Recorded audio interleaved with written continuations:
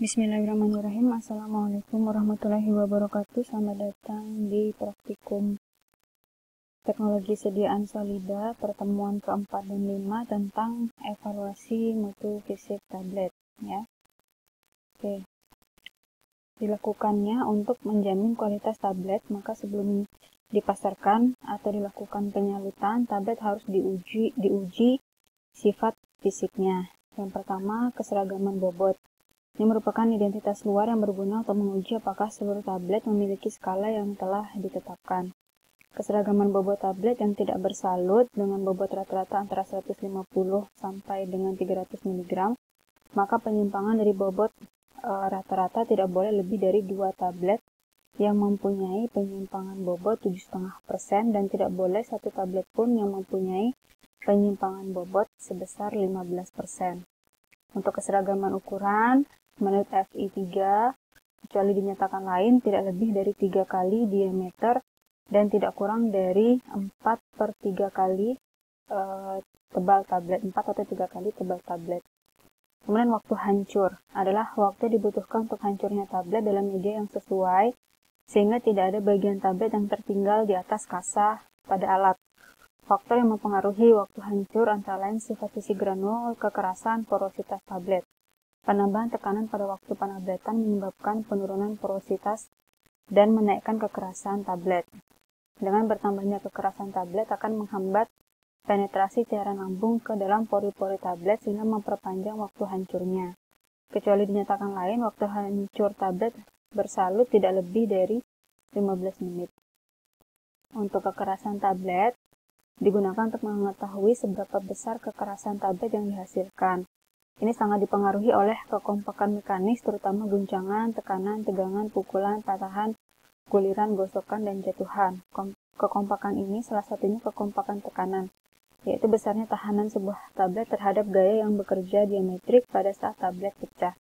Kekerasan tablet ini erat hubungannya dengan ketebalan tablet, bentuk, dan waktu hancurnya. Untuk melakukan pengujiannya, digunakan alat yang disebut dengan alat kekerasan atau hardness tester, yang kekerasan tablet ini dikatakan baik jika nilainya adalah 4-8 kg. Kemudian kerapuhan tablet disebut juga dengan keregasan tablet atau friability, adalah persen bobot yang hilang setelah tablet diguncang. Penentuannya dilakukan terutama pada waktu tablet akan dilapisi. Suatu nilai kerapuhan yang baik untuk tablet tidak bersalut yaitu tidak lebih dari 1%. Kemudian, menurut Ansel dan Voigt, kerapuhan tablet sebaiknya tidak lebih dari 0,8%. Alat yang digunakan adalah friability tester. Ya, ini alat-alat yang akan kita gunakan.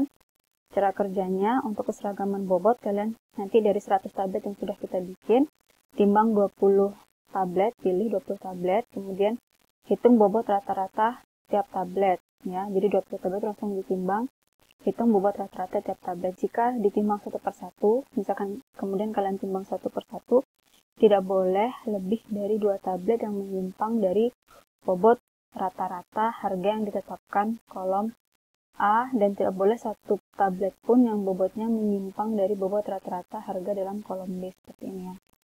Bobot rata-ratanya, kemudian ini penyimpangan bobot rata-rata dalam persen. Ya. Misalkan bobot rata-ratanya 300 mg atau lebih, misalkan 500 mg, berarti kan lihat ya tabel yang ini ya. Nah, penyimpangannya itu kalau yang A dari 5%, kalau yang B adalah 10%. Kemudian, syaratnya ya, 2 tablet tidak boleh menyimpang pada kolom A dan 1 tablet tidak boleh menyimpang pada kolom B. Ya, kemudian waktu hancur tablet ini menggunakan disintegration tester. Caranya ada nanti ini di link yang saya sampaikan di classroom ya. Masukkan masing-masing 1 tablet ke dalam tabung dari alat uji waktu hancur. Masukkan 1 cakram pada tiap tabung dan jalankan alat. Gunakan air sebagai media dengan suhu 37 plus minus 2 derajat Celcius, jadi siapkan termometer. Semua tablet harus hancur sempurna. Bila 1 atau 2 tablet tidak hancur sempurna, ulangi pengujian dengan 12 tablet lainnya. Kemudian, ini masih dengan tablet yang sama ya.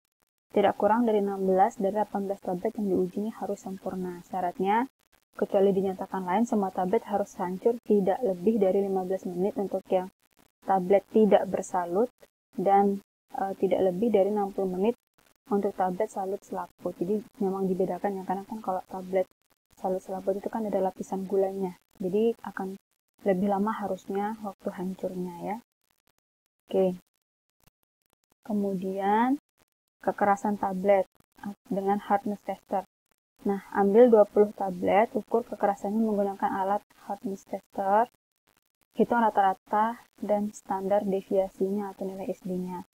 Syaratnya ukuran yang didapat per tablet minimal 4 kg per cm kuadrat, maksimal 10 kg per cm kuadrat. Nah, kemudian keseragaman ukuran tablet, oh ya, yang ini juga ada ya di link yang saya sampaikan. Kemudian keseragaman ukuran tablet ini menggunakan jangka sorong. Nah, 20 tablet, ukur diameternya berapa sama ketebalannya menggunakan jangka sorong.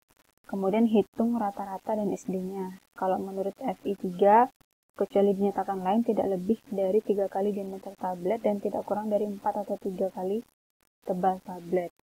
Ya, nanti kamu menggunakan jangka sorong. Ntar belajar gimana caranya membaca jangka sorong. Kemudian yang kelima, friabilitas atau kerenyahan atau kerapuhan ya. Dengan alat friabilator, caranya ambil 20 tablet, bersihkan dari serbuk halus yang menempel, kemudian timbang, masukkan ke dalam alat uji friabilator, putar sebanyak 100 putaran dengan rotasi per menitnya 25 sampai 4 menit. Keluarkan tablet, bersihkan dari serbuk yang terlepas, timbang kembali dan hitung persentase friabilitasnya.